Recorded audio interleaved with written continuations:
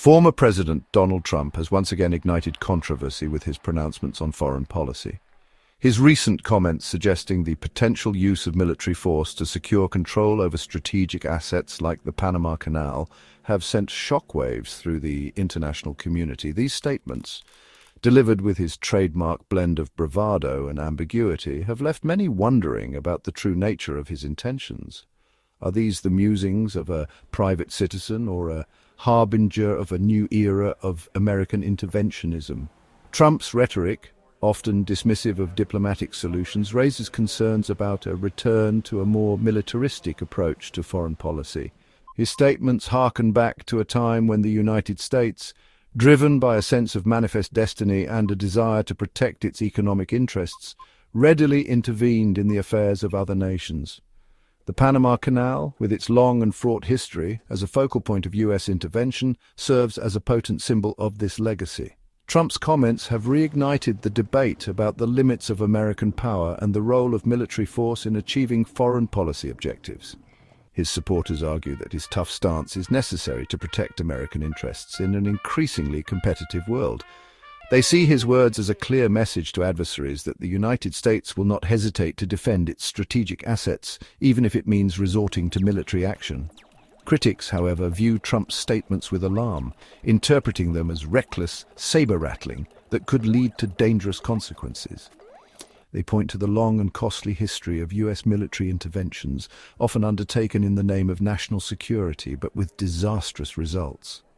The spectre of unintended consequences of escalating conflicts and unforeseen blowback looms large in their analysis. The Panama Canal, a marvel of engineering connecting the Atlantic and Pacific Oceans, has long been a flashpoint in U.S. foreign policy. Its construction in the early 20th century was a testament to American ambition and engineering prowess, but it also came at a cost. The U.S., eager to secure a strategic waterway that would facilitate trade and naval power projection, orchestrated Panama's separation from Colombia in a move widely condemned as imperialist. The 1903 treaty, granting the U.S. perpetual control over the canal zone, became a source of resentment and anti-American sentiment in Panama and throughout Latin America. The U.S. military presence in the canal zone, intended to ensure the waterway's security, was often seen as an unwelcome intrusion on Panamanian sovereignty. The 1977 Torrijos-Carter treaties marked a turning point in U.S.-Panama relations. These treaties paved the way for the gradual transfer of control of the canal to Panama, culminating in the complete handover on December 31, 1999. The peaceful transfer of the canal was hailed as a triumph of diplomacy and a sign of a more mature relationship between the two countries. However, Trump's recent comments have resurrected old ghosts of U.S. interventionism in Panama.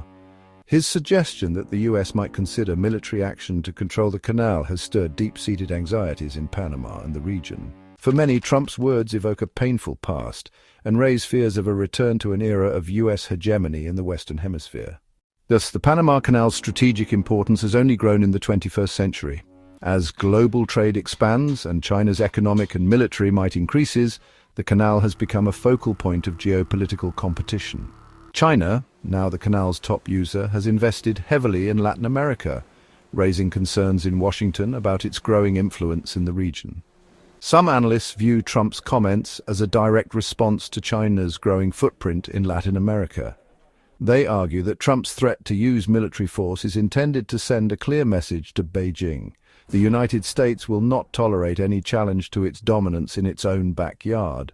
Others, however, see Trump's rhetoric as more about domestic politics than genuine strategic concerns. They argue that Trump, with his penchant for hyperbole and his tendency to view foreign policy through the lens of zero-sum competition, is simply using the Panama Canal as a prop to project an image of strength and resolve to his base. The risks and rewards of saber-rattling. Trump's comments about the Panama Canal, whether intended as a serious threat or merely bluster, carry significant risks. Even the suggestion of military action could have destabilizing effects, undermining U.S. credibility and alienating key allies in the region. Latin American nations, wary of U.S. interventionism, would likely view any attempt to seize control of the Panama Canal as a grave threat to regional stability. The Organization of American States, founded on the principles of non-intervention and peaceful resolution of disputes, would almost certainly condemn any unilateral U.S. military action. Moreover, any U.S. military intervention in Panama would likely be met with strong condemnation from the international community, including key allies in Europe and Asia. The United Nations Security Council would likely pass a resolution demanding a withdrawal of U.S. forces, further isolating the United States on the world stage. On the other hand, some argue that Trump's tough stance, while risky, could yield some benefits. They contend that a clear demonstration of U.S. resolve could deter potential adversaries like China from making aggressive moves in the region. A strong U.S. posture, they argue, could ultimately contribute to regional stability by discouraging adventurism.